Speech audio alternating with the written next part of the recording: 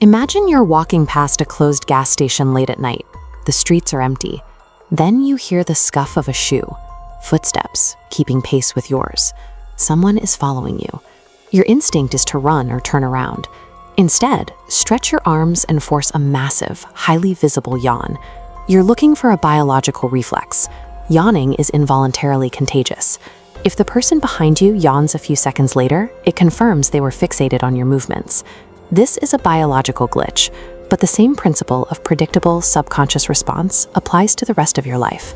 These invisible patterns are used by employers to set your salary, by retailers to control your spending, and by acquaintances to shift the social hierarchy. Let me know in the comments with a yes or no. Have you ever had that chilling sensation that someone was secretly watching you? Recognizing these blind spots provides a map of your environment. It allows you to anticipate the hidden influences around you and choose how you respond.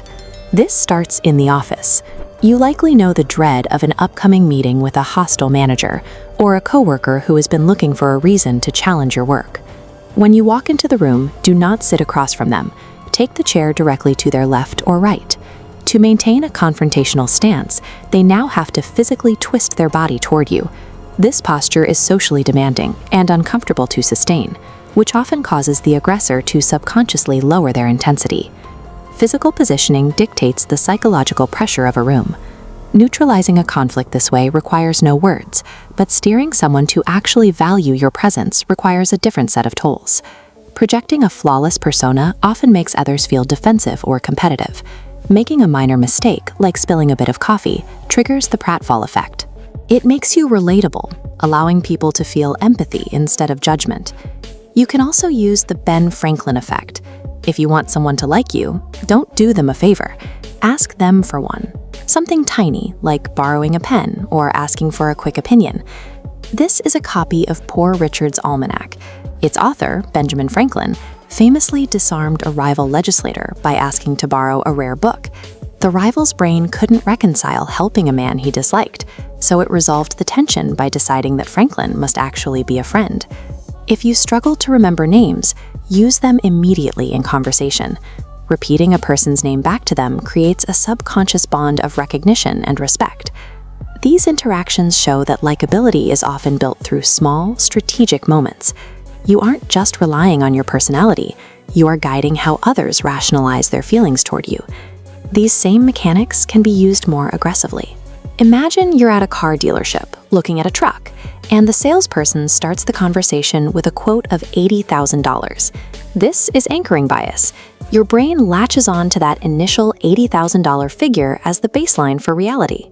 When the salesperson eventually drops the price to $50,000, it feels like a victory, even if that price is still higher than the truck's actual value.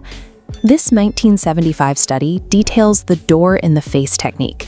Making an extreme request you know will be rejected makes your second, smaller request seem reasonable. You clean the kitchen?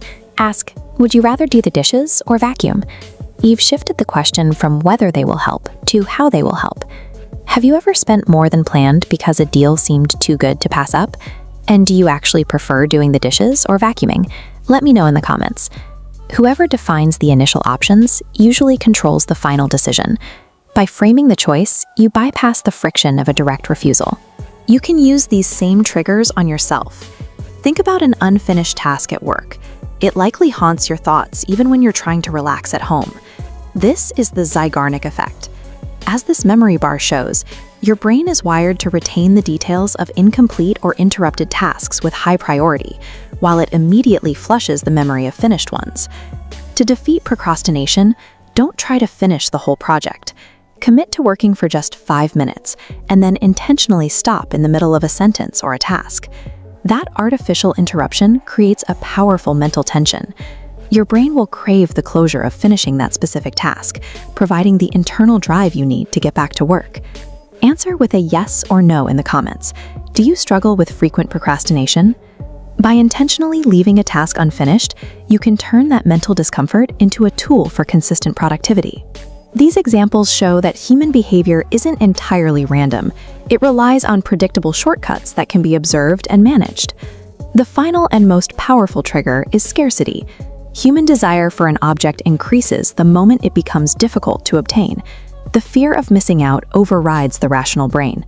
When a door is closing, your instinct is to jump through before you lose the option. Marketers use phrases like limited time only to trigger this survival reflex, pushing you to make a decision before you have the chance to think it through. Have you ever bought something you didn't need purely because a sign said it was the last one in the store? Because the algorithm prioritizes new content, this channel might disappear from your feed soon.